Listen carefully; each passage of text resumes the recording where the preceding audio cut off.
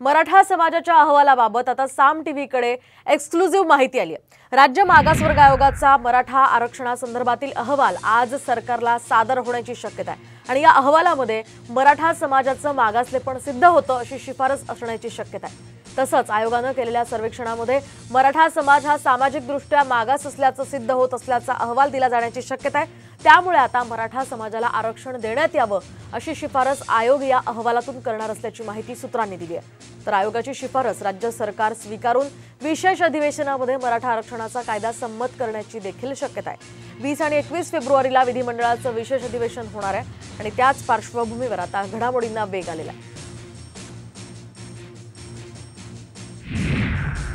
तर विधिमंडळाचं विशेष अधिवेशन 1 दिवसाऐवजी आता 2 दिवस होणार आहे। सूत्रांनी या संदर्भातली माहिती दिली आहे। तर 20 आणि 21 फेब्रुवारीला हे विशेष अधिवेशन होणार असल्याची माहिती मिळते।